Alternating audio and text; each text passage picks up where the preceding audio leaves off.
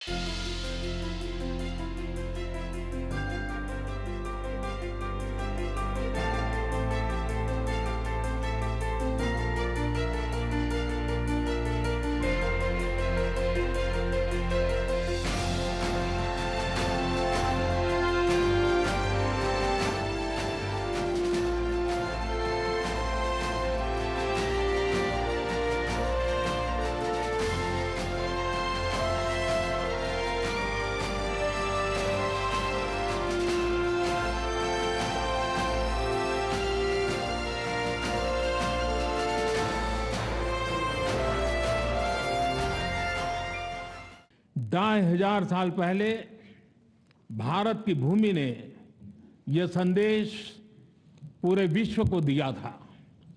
आइए इस संदेश को याद कर इस G20 समिट का हम आरंभ करें। 21वीं सदी का यह समय पूरी दुनिया को नई दिशा दिखाने वाला और नई दिशा देने वाला एक महत्वपूर्ण समय है। ये वो समय है जब बरसों पुरानी चुनौतियां हमसे नए समाधान मांग रही हैं और इसलिए हमें ह्यूमन सेंट्रिक अप्रोच के साथ अपने हर दायित्व को निभाते हुए ही आगे बढ़ना है। G20 के सदस्य देशों के प्रतिनिधियों को दरअसल भारत ने डिजिटल इंडिया के जरिए ये समझाने की, ये बताने की कोशिश की है कि कैसे डिजिटल टेक्नोलॉजी के जरिए आम आदमी के जीवन में एक बड़ा बदलाव लाया जा सकता है। G20 के शिखर सम्मेलन में डिजिटल इंडिया की जो यात्रा रही है वो कैसी रही और जो मेहमान आए उन्होंने किस तरह से उसको पसंद किया, डिजिटल इंडिया टेक्नोलॉजी को, क्या रंग हैं इसमें, कितने रंग हैं, खुद इस पर बात करने के लिए हमारे साथ इस समय डिजिटल इंडिया के CEO अभिषेक सिंह जी मौजूद हैं। अभिषेक जी, आपका स्वागत है संसद टीवी पर। और मैं आपसे जानना चाहूँगा, शिखर सम्मेलन G20 जहाँ पर आर्थिक मुद्दों को लेकर चिंतन होता है, मंथन होता है, और ऐसे में भारत की डिजिटल इंडिया की जो यात्रा है उसमें कितने रंग और इन रंगों को कैसे पसंद किया विदेशी मेहमानों ने? देखिए, जैसे आप जानते हैं, पिछले 10 वर्षों में प्रधानमंत्री जी के मार्गदर्शन में हम लोगों ने डिजिटल ट्रांसफॉर्मेशन के जो प्रोजेक्ट्स इम्प्लीमेंट किए हैं, जैसे आधार किया है, UPI डिजिटल पेमेंट्स किया है, डिजी लॉकर किया है, ई-संजीवनी, दीक्षा, भाषिनी, तो ये सारे प्रोजेक्ट भारत को एक ऐसी पोजीशन दे दी है जिसमें पूरा विश्व भारत की तरफ ये देखता है कि आपने ये कैसे कर दिया, हम इससे कुछ सीख सकते हैं। तो ये एक मुद्दा G20 की बैठकों में बड़ा इंपॉर्टेंट रूप से डिस्कस हुआ और डिजिटल पब्लिक इंफ्रास्ट्रक्चर इसको बोला गया, जिसको हम इंडिया स्टैक के नाम से और अपने प्रोजेक्ट के नाम जानते हैं, इसको डिजिटल पब्लिक इंफ्रास्ट्रक्चर। और पूरे दुनिया के देशों ने हमसे ये पूछा कि क्या आप इसको एक global DPI repository, global digital public infrastructure repository बनाने में मदद करेंगे, और करेंगे तो इसको बना करके पूरे विश्व को देंगे, जिससे कि कोई और देश अगर ऐसी टेक्नोलॉजीज़ को अडॉप्ट करना चाहता हो, अपने यहाँ UPI टाइप का सिस्टम बनाना चाहता हो, या डिजी लॉकर या टेलीमेडिसिन, ई-संजीवनी, या बच्चों के पढ़ाने के लिए दीक्षा चाहता हो, तो हम मदद करेंगे या नहीं। तो हमारे प्रधानमंत्री जी ने शुरुआत से कहा है कि भारत की जो डिजिटल क्रांति है इसको हम पूरे विश्व को उपलब्ध कराएंगे। तो उसी क्रम में जब पूरा विश्व भारत आ रहा था G20 के शिखर सम्मेलन के लिए, तो हमने सोचा क्यों ना हम एक ऐसा एग्जीबिशन लगाएं जिसमें ये सारे जो डेलीगेट्स आ रहे हैं, जो दुनिया भर के पत्रकार आ रहे हैं, दुनिया भर के जो रिप्रेजेंटेटिव्स आ रहे हैं, उनको एक इमर्सिव एक्सपीरियंस दिया जाए कि वो आके स्वयं देख लें कि हम कैसे QR कोड करके ₹1 का भी ट्रांसफ़र कर पाते हैं, कैसे हम विभिन्न भाषाओं में बात कर पाते हैं। और भाषिनी प्रोजेक्ट में तो न सिर्फ भारतीय भाषाएं जो हम करते हैं, बल्कि इस बार G20 की सारी भाषाओं को सम्मिलित कर लिया गया। तो जापानी लोग हिंदी में बात कर पाए, मतलब हिंदी भाषी लोगों से संवाद कर पाए, अपने प्रश्नों का उत्तर समझ पाए। और हमने एक ये डिजिटल एक्सपीरियंस जर्नी का एक बड़ा अनूठा प्रयोग किया, जिसमें जैसे मिशन लाइफ प्रधानमंत्री जी कहते हैं कि आप कैसे आप हेल्दी क्लाइमेट फ्रेंडली प्रैक्टिसेस करिए, बिहेवियरल चेंज लाइए, तो वैसे आप साइकिल चलाते हुए डिजिटल इंडिया की पूरी जर्नी देख सकते हैं। और हर मुकाम पे आपको बताया जाता है कि ये आधार क्या है, GSTN क्या है, कॉमन सर्विस सेंटर्स क्या है, MyGov क्या है, तो सभी प्रोजेक्ट्स के बारे में जानकारी लोगों को बड़े सरल तरीके से मिल जाती है। अभिषेक जी, आपने कहा जो शिखर सम्मेलन G20 का दिल्ली में हुआ, इसमें खासतौर से डिजिटल इंडिया के जो अलग अलग आयाम हैं, जो उपलब्धियाँ हैं, उन पर खासतौर पर चर्चा हुई। मैं आपसे जानना चाहता हूँ कि कुछ ऐसे देश जिन्होंने खास करके रुचि दिखाई हो, डिजिटल इंडिया को लेकर जानने की कोशिश की हो, समझने की कोशिश की हो? ये बहुत सारे देश हैं। डिजिटल G20 की जो मीटिंग्स का क्रम हुआ है, इसी दौरान 6 देशों ने आर्मीनिया है, सुरीनाम है, सीरिया लियोन है, एंटीगुआ बारबाडोस है, ट्रिनिडाद टोबैगो है, पापुआ न्यू गिनी है। इन सब देशों ने हमारे साथ MOU करार पे हस्ताक्षर किए हैं और हमसे ये जानना चाहते हैं कि कैसे उनके देश में भी इस तरह की प्रोजेक्ट्स को इम्प्लीमेंट किया जा सकता है। और एक बड़ा इंटरेस्टिंग वाकया मैं आपको बताना चाहूँगा कि पुणे में जब हमारी इसी तरह की प्रदर्शनी लगी थी जिसमें हम लोगों को दर्शा रहे थे ये प्रोजेक्ट्स कैसे काम करते हैं, तो वहाँ पे एक हमारे पास सूरीनाम की जो डिजिटल मंत्री हैं वो आई हुई थी और किसी कारणवश उनकी तबीयत थोड़ी ख़राब हो गई और वो बोले हम सेशन में नहीं आ पाएंगी। तो हमने उनको कहा कि हमने ई-संजीवनी का स्टॉल लगा रखा है, वहाँ पर जाकर के क्या आप किसी डॉक्टर से टेलीमेडिसिन से परामर्श करना चाहेंगी। तो फिर वो आई हमारे स्टॉल पे, उनका एक डॉक्टर से लाइव संपर्क हुआ वीडियो कॉन्फ्रेंस के माध्यम से और डॉक्टर साहब ने उनको ई-प्रिस्क्रिप्शन पर्ची दी, दवाइयाँ मंगाई गई और उसके बाद बिल्कुल ठीक हो गई। उसका प्रभाव ये हुआ कि न सिर्फ उन्होंने हमारी बैठकों में इच्छा पार्टिसिपेट किया बल्कि उन्होंने कहा कि मैं तो भारत के साथ MOU करना चाहती हूँ और उसी दिन शाम को MOU साइन हो गया। तो वो दिखाता है कि डिजिटल की कितनी ताकत है कि हम विभिन्न देशों को न सिर्फ अपनी सॉल्यूशंस दे रहे हैं बट हमारे संबंध भी अच्छे हो रहे हैं। और जो लो एंड मीडियम इनकम कंट्रीज़ हैं वो भारत की तरफ बड़ी उम्मीद से देखती है कि कैसे भारत अपनी जो क्षमता है, भारत की अपनी जो कैपेबिलिटी है, भारत पूरे विश्व में जाना जाता है एक IT सुपर पावर के रूप में, एक ऐसा देश जहाँ के लोग दुनिया भर की IT कंपनीज़ को लीड कर रहे हैं। ये कैसे हम पब्लिक सर्विसेज के लिए भी IT की जो सेवाएं हैं जो भारत में चल रही हैं और देशों को भी देने में सफल हो पाएंगे। जाहिर सी बात है इस G20 के शिखर सम्मेलन में डिजिटल इंडिया की तमाम उपलब्धियों को G20 के सदस्य देशों ने खासा पसंद किया है। अभिषेक जी, आपने संसद TV से बात की, बहुत बहुत शुक्रिया, बहुत बहुत धन्यवाद। बहुत बहुत धन्यवाद। Welcome, Mr. Krishnan, and I want to, how do you see the Delhi Declaration of G20?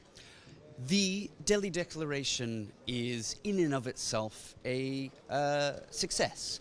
We came here a couple of days ago not knowing if there would be a communique, and there is a communique, there is this declaration, and that is something to be celebrated.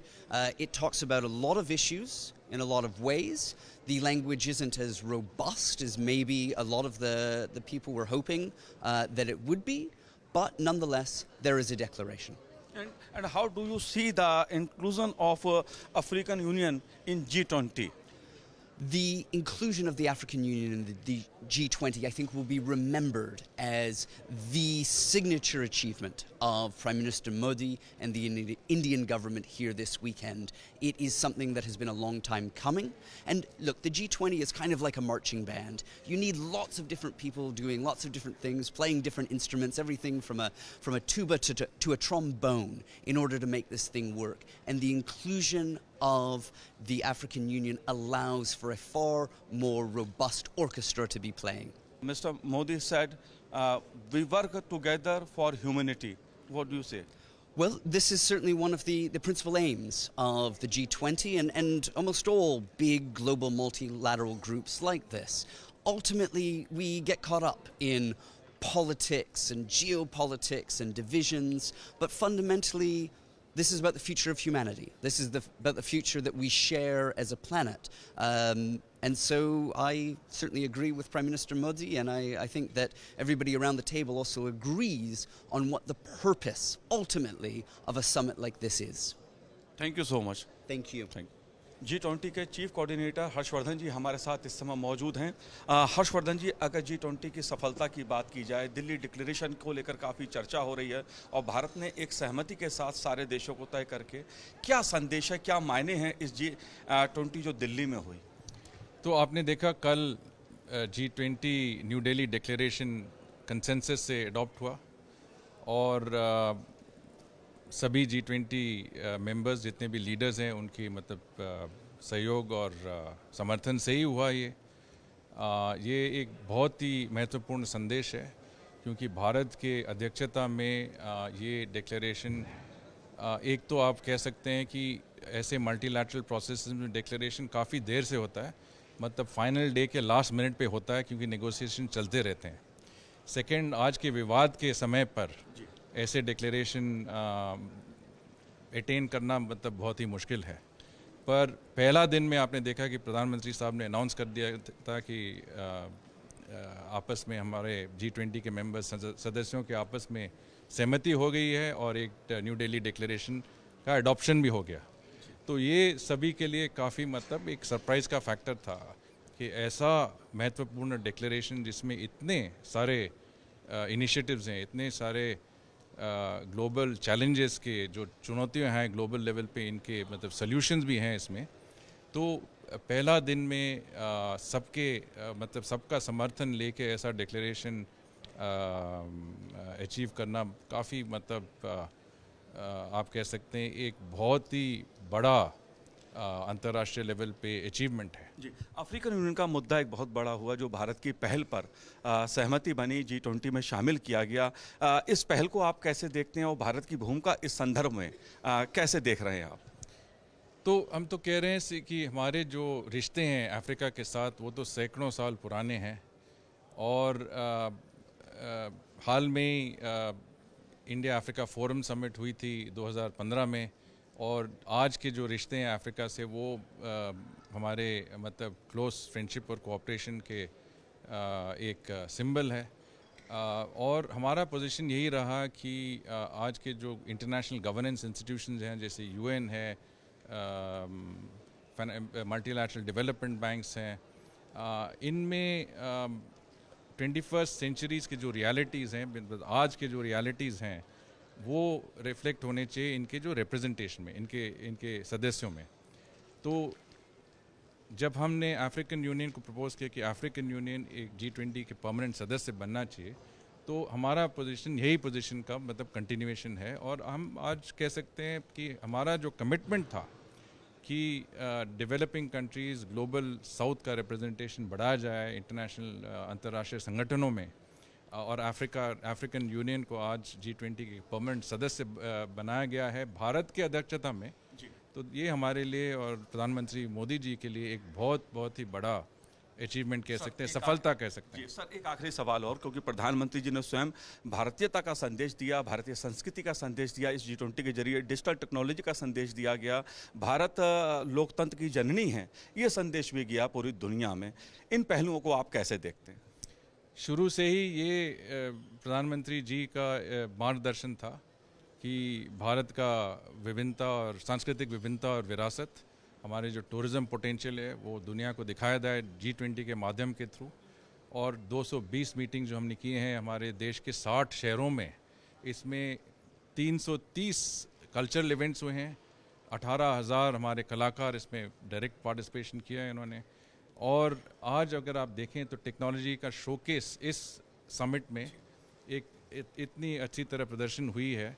आप RBI के innovation hub देखें तो central bank digital currency, frictionless credit, आप digital India के experience zone पे जाएं तो आप इंडिया स्टैक जितने भी जनधन, आधार, UPI, ई-संजीवनी, सभी हमारे डिजिटल पब्लिक इंफ्रास्ट्रक्चर का प्रदर्शन है। हमारे मोबाइल वॉलेट का भी एक प्रदर्शन है, अंतर्राष्ट्रीय मीडिया को दिखाया गया है। तो हाई टेक्नोलॉजी कल्चर, ये हमारे शोकेस जो हैं भारत के, वो अच्छी तरह मतलब ये इस बहुत ही प्रभावी ग्रुप में प्रदर्शन किया, हमने ग्लोबल लेवल पर प्रदर्शन किया। हर्षवर्धन जी, बहुत बहुत शुक्रिया हमसे बात करने के लिए। हाल के कुछ वर्षों में भारत ने जिस तरह से फाइनेंशियल सेक्टर में इनोवेशन किए हैं उसे पूरी दुनिया ने पसंद किया है, और इसकी झलक G20 शिखर सम्मेलन में भी देखने को मिली। भारतीय रिजर्व बैंक की जो पवेलियन है इसमें खास तौर से जो हमारे डेलीगेट्स थे G20 देशों के, उन्होंने खास तौर पे रुचि दिखाई। अलग अलग जो इनोवेशन हुए हैं भारतीय रिजर्व बैंक ने उसकी पहल की है। किस तरह से डिजिटल करेंसी की ओर देश बढ़ा है और कितनी तरक्की उन्नति की है, इसको भी समझने जानने की कोशिश जो G20 देशों के सदस्य देश थे उनके प्रतिनिधियों ने की। जैसा कि आप जानते हैं कि रिजर्व बैंक फाइनेंशियल सेक्टर में कई इनोवेशंस कर रहा है। हाल फिलहाल में भी बहुत सारी चीज़ें इस तरीके की गई हैं। जैसे आप सेंट्रल बैंक डिजिटल करेंसी, जो से डिजिटल रुपी के माध्यम से जाना जाता है, जो आपकी फिजिकल करेंसी, फिजिकल कैश है, एक डिजिटल तरीके से जो आपके मोबाइल वॉलेट में उपलब्ध रहेगा वो। तो ऐसे बहुत ही कम देश हैं जिन्होंने इस पर अभी तक पायलट लॉन्च किया है। तो भारत उन चंद देशों में से एक देश है जिसने इस पर पायलट लॉन्च किया है। साथ ही साथ UPI पेमेंट, जो कि फास्ट पेमेंट सिस्टम है भारत का, जिसमें इंस्टेंट पैसा एक से दूसरे को पहुंच जाता है। तो विदेशियों के लिए कि वो भी UPI भारत में आकर के इस्तेमाल कर सकते हैं। हमने वो सुविधा भी प्रदान की है, तो वो भी काफ़ी पसंद की जा रही है। कई देशों में फास्ट पेमेंट सिस्टम्स नहीं हैं, तो वो चीज़ है। एक हमारे यहाँ पर फ्रिक्शनलेस क्रेडिट प्लेटफॉर्म हाल ही फिलहाल में गवर्नर ने अनाउंस किया था कि एक public take platform for frictionless credit, जिससे क्या होता है कि बैंक फार्मर्स को या डेयरी सर्विस प्रोवाइडर्स को, in fact MSME loans, home loans तक के लोन्स किस तरीके से डेटा यूज़ करके दे सकते हैं।